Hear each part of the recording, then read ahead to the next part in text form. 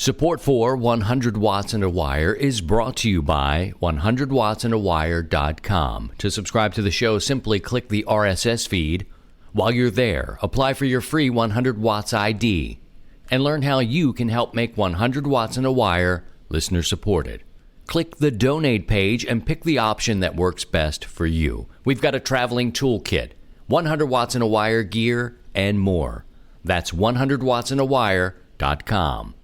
And ICOM. Pack your bags because the Dayton Hamvention is coming up from May 17th through the 19th at the Greene County Fairgrounds and Expo Center. You can see the latest and greatest ICOM gear and meet hams from all over the world. Visit icomamerica.com/amateur for more information. And LDG. LDG leads the industry in customer service. Every LDG product comes with a 2-year parts and labor warranty, and it's fully transferable. If you ever sell or give away your LDG tuner, the remainder of the warranty goes with it. For more information, visit ldgelectronics.com. And now, from Grid Square Echo Mike 48, this is 100 Watts and a Wire. Well, hello, it's Christian, Kilo Zero, Sierra Tango Hotel. And it is pouring here in Missouri. It is springtime, and somebody flipped on the green switch. I mean, the grass is turning. It's a beautiful thing. Daffodils are blooming in the park. They're blooming here at home. And I'm outside again, actually out in the garage. And I'm listening to the mobile rig today. There's a contest on. Sounds like a YL may be working.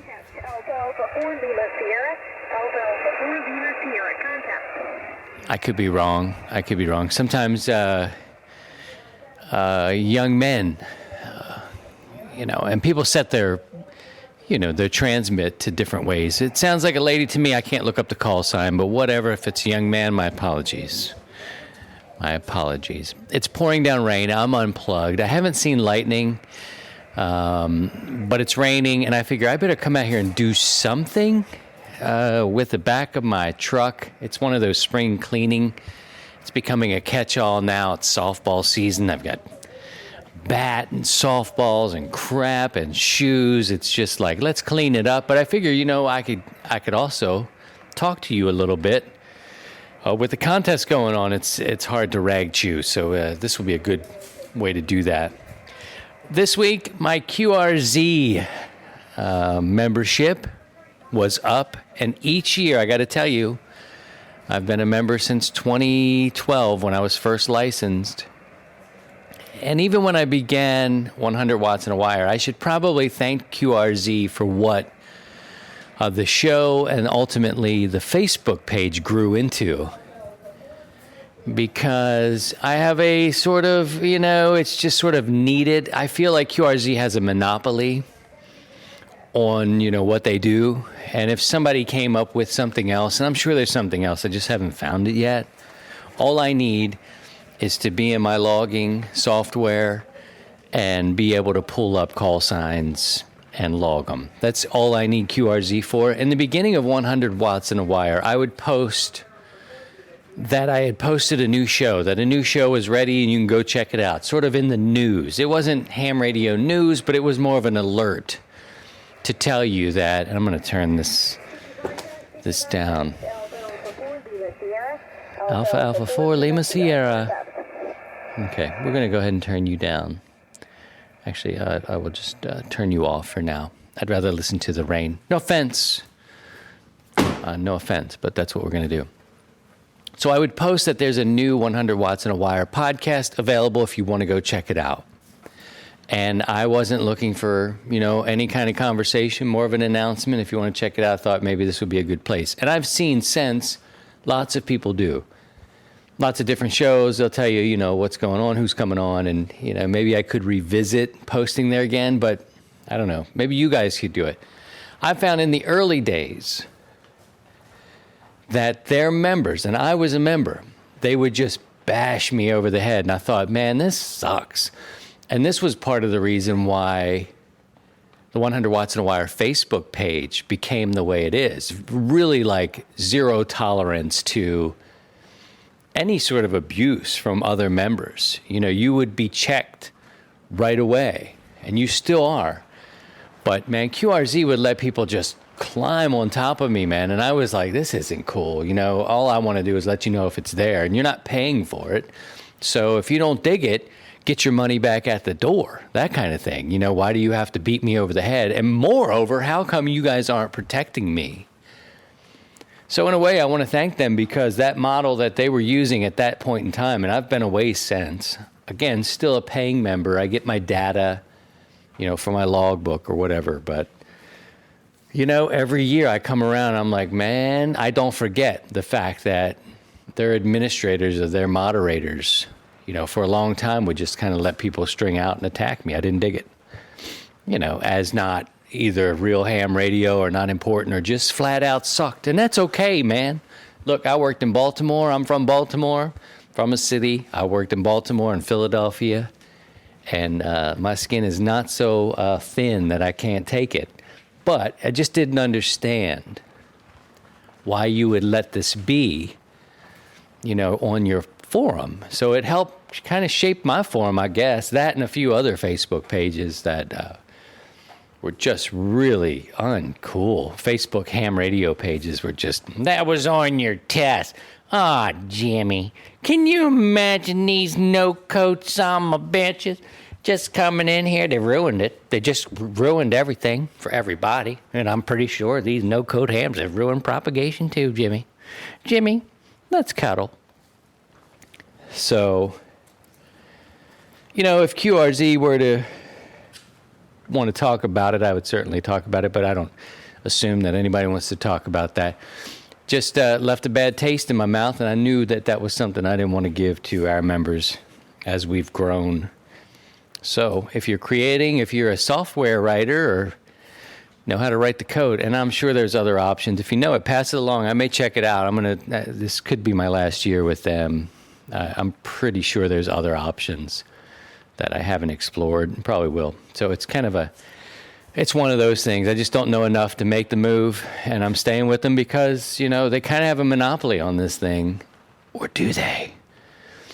I ain't mad at you, QRZ. I just, every time I got to dish out money for something. Well, on the other hand, it makes sense that I'd be able to talk to or about my experience with the company. So that, again, that's a way now I can, at least being a paying member, I can at least talk freely about it. They're not a sponsor of ours. But, you know, whatever. More power to you. Maybe they just need more. They just need more people. And I don't know what it is like till today. If it's, you know, this is why, for me, our social media outlets and our friends sharing out the information becomes really important. You guys have to become promoters of the show. You spread it out, share it with your circles, with people who may give it a listen and care about it at some point enough to listen again or pass it out. Relying on these methods of, you know, getting on QRZ and letting people know, you know, cause friction. You spend more time going back and kind of defending yourself. You know, if it was a product that failed you, then yeah, okay, let's talk about it. And you open up and, you know, but something you get for free and having people just kind of clobber you over the head with it. As Riley would say, remember old Riley? What's Riley's last name? Whatever. Spin the dial, the famous just spin the dial. I don't necessarily agree 100% with spinning the dial. We've got to have some kind of something. But get your money back at the door. If you don't pay anything for it, why would you take the time and just bash it, just to bash it? Moreover, protect the people who are getting hit over the head. You know, they are giving you money. So I had to do that this week. I signed up for the minimum. I had always been on that second level where the ads were taken out. For something in my mind was like, yeah, your QRZ page, you don't want to look at ads. You don't want to look at that stuff. Pay $10 more and not look at ads. I don't even go to the website. So I picked the lowest, the most popular plan, which is just the data. I don't care if the ads pop up now. What do I care? I need that $10. Need that $10, man. So they've at least lost $10 this year out of my subscription because I don't care about those ads. I don't spend time on that page. So it's just for ripping the data, the access to that. Anyway, peace and love, peace and love. We'll come back on and tell you a little bit more about my plans for the summer. We'll do that next. CQ, CQ, CQ. This is 100 watts and a wire. ICOM's newest SDR transceiver, the IC9700, is coming soon. This new radio is bringing direct sampling to the UHF-VHF weak signal world. The IC9700 all-mode transceiver is loaded with innovative features such as dedicated amateur satellite operation, a color touchscreen, D-Star capability, RF direct sampling on 2-meter and 70-centimeter bands, dual independent receivers capable of full duplex operation, as well as dual watch, and 100 watts max output power on 2 meters, 75 watts on 70 centimeters, and 10 watts max on 1.2 gigahertz. Visit icomamerica.com/amateur for more information on all ICOM radios. What's he going to be like when he's 10 times as popular? How easy is it going to be to get him off the air then? Here's Christian, Kilo Zero Sierra Tango Hotel. I want to tell you about our 100 watts and a wire antenna tune-up, June 7th through the 9th. Go and put that on your calendar right now, June 7th through the 9th. We are going to have our 100 watts and a wire tune-up. This year, we're going to do something different. We're going to try something different, and it will be the antenna tune-up. I am encouraging every amateur radio operator we know and can find and reach with my voice to take to the air June 7th through the 9th for the 100 watts and a wire antenna tune-up. We'll have prizes to give away. You can enter into a random drawing. Information will be shared on our website, 100wattsandawire.com. But now that we are into April, it's time for us to start talking about things that are going to happen in June. I know, we got a ways to go, but really, people listen to podcasts on their own time. You're really lucky if they jump into it and listen to it in full that day you release it or that week. Some people binge listen. So what I'm doing, the broadcaster in me, is getting out ahead of this, letting you know, just put it on your calendar. Tell your friends. We're going to celebrate the antenna. That's right. Our exchange, and I'll work this all out right now. I don't have all my notes in front of me, but we're going to talk about your call sign, what state you're in, or your province if you're in Canada, or what DX entity you are, what country are you in. And then we're going to talk about what antenna you are using. What is your antenna and how high is it? And finally, what amount of power are you running? How many watts are you putting out of that antenna? This will include everybody. I mean, peanut whistle, 5 watt, 100 watt, 1500 watt, it doesn't matter. Everybody can play. If you want to go out and get portable, work on an antenna, put it up in a tree. Part of your exchange will be to share what antenna you're using. And this isn't a contest. There are some prizes for a random drawing, and I'll talk to you more about the people who are involved in that in the coming days.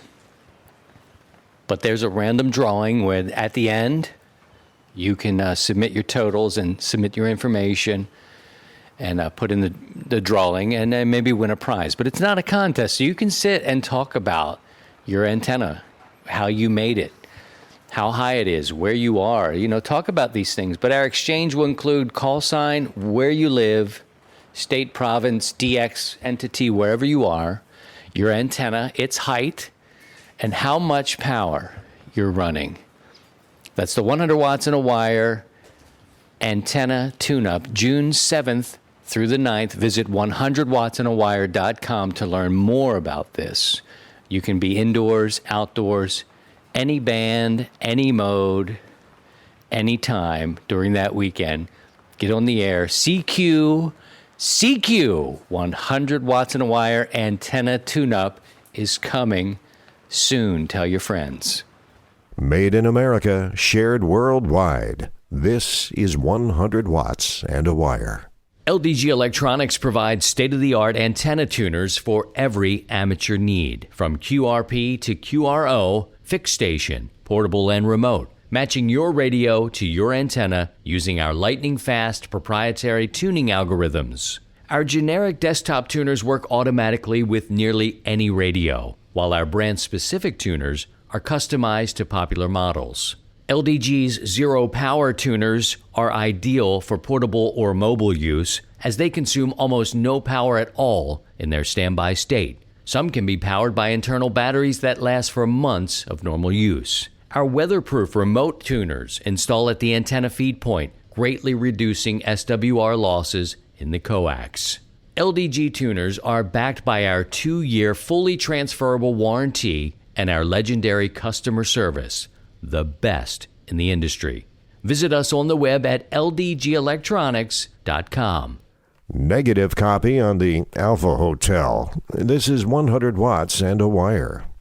Well, I've decided to stay home from Dayton this year. Xenia, Ohio was a lovely town. I had a lot of fun staying there last year in 2018. But this year, I've decided I'm going to stay here and work. I've got some things I want to do related to the show. Money is always a consideration. Certainly with a young family, I'm not retired.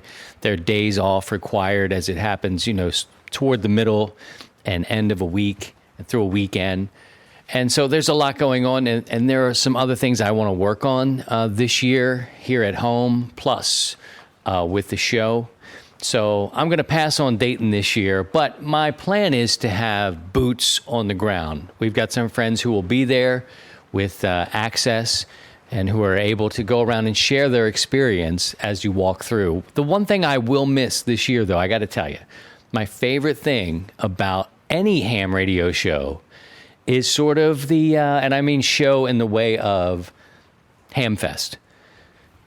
These Hamfest that have the flea market, it's the coolest thing. You see some interesting people. They're in their RVs, they're in their vans, they've got a bunch of stuff laid out on the table, things that you may not be able to find ever on eBay.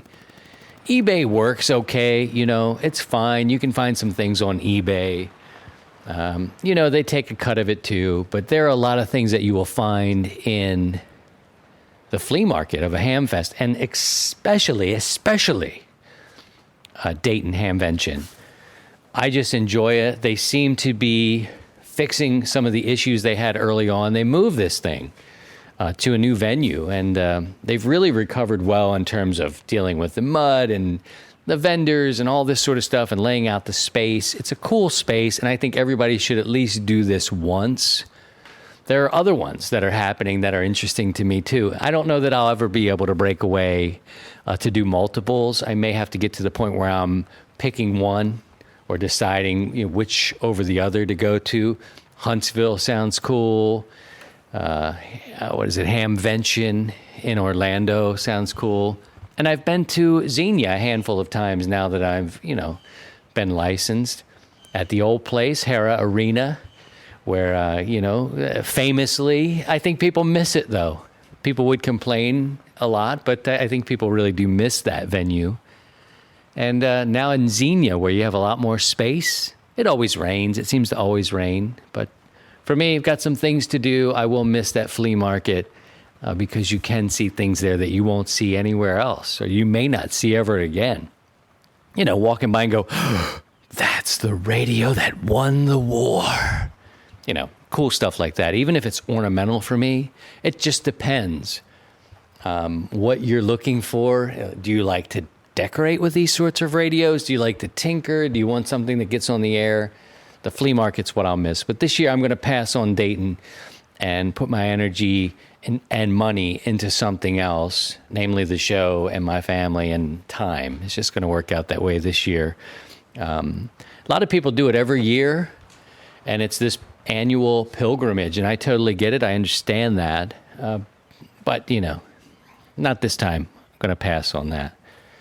But I would like to hear from you if you go. Tell me your experience. That would be fun. And again, we'll have a couple of people doing some boots on the ground type stuff to show us exactly what we're missing back at home. Patrick's here. We're going to talk a little bit about some satellites and then put the wraps on this one. Here's Patrick. Hi, this is Patrick Stoddard, WD9EWK. Previously, I talked about two of AMSAT's newest satellites from the FOX project, AO91 and AO92, 4-inch or 10-centimeter CubeSat satellites acting as FM repeaters and in some cases carrying cameras for use by hams around the world. This time I'm going to talk about AMSAT's oldest satellite currently in operation. In fact, it's one of the oldest satellites of any sort in operation in Earth orbit. This would be Oscar 7 or AO7. AO7 was launched from California in 1974 and was operational for a few years until a battery failure turned it silent in 1981.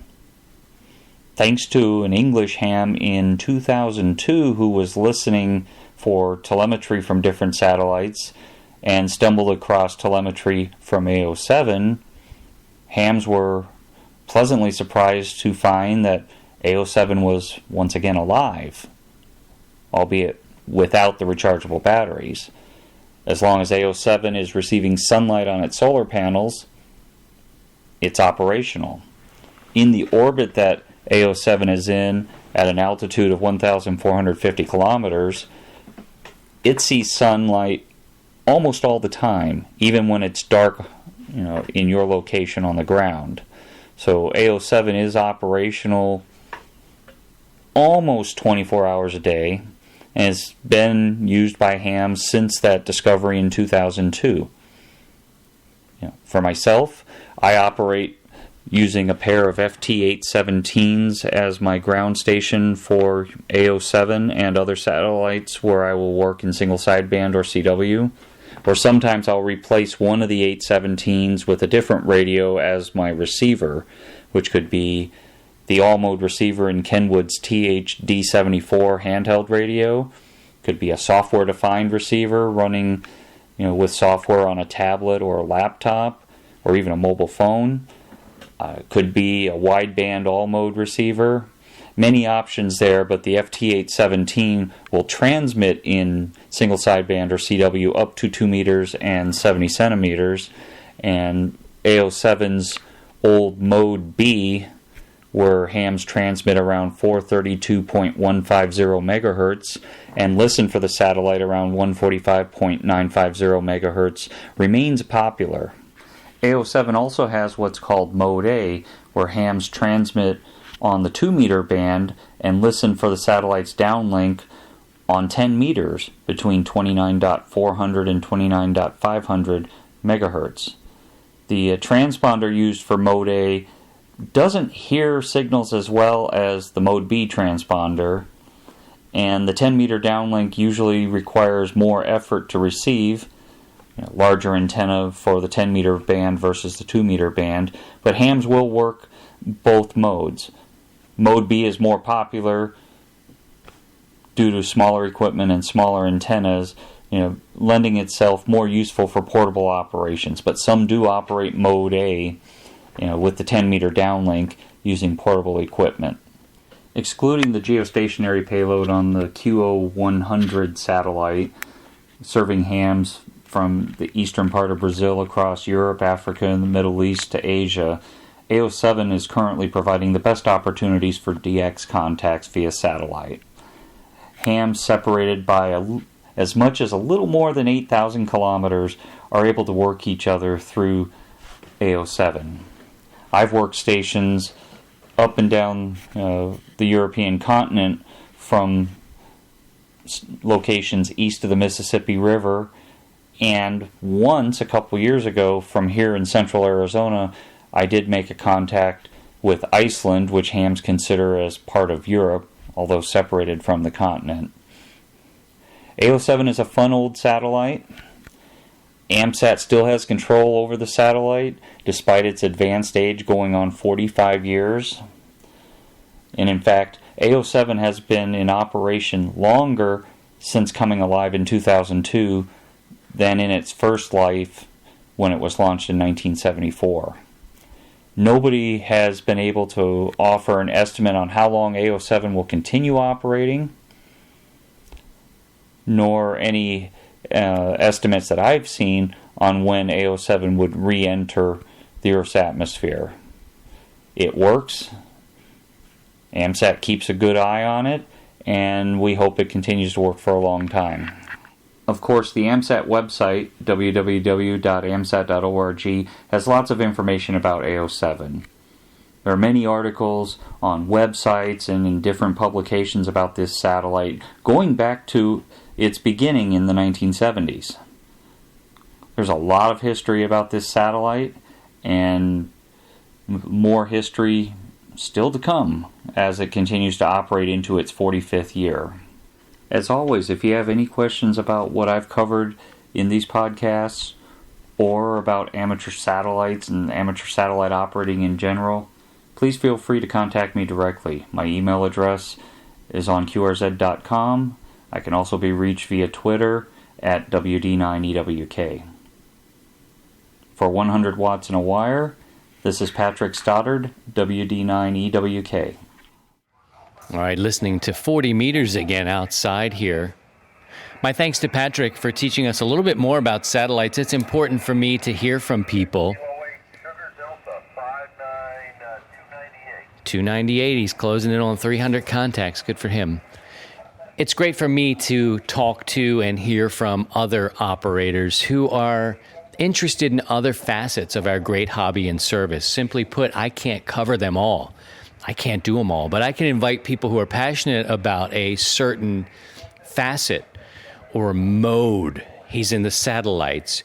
Julian likes grid down, off-grid communication, and contesting. We do a lot of different things and try to bring that to you just because one guy really can't. I'm not into all these things. I am too much in love with HF to take on a digital mistress or to get out there and work on the satellites. Oh, I look at 160 and go, Lord, help me with those legs.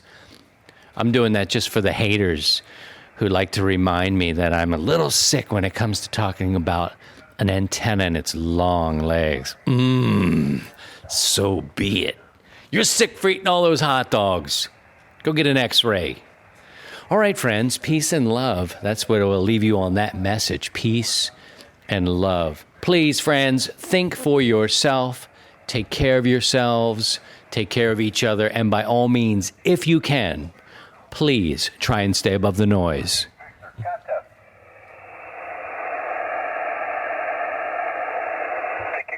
CQ contest, November Alpha 8 Victoria. To join the 100 Watts in a Wire community, visit 100wattsinawire.com.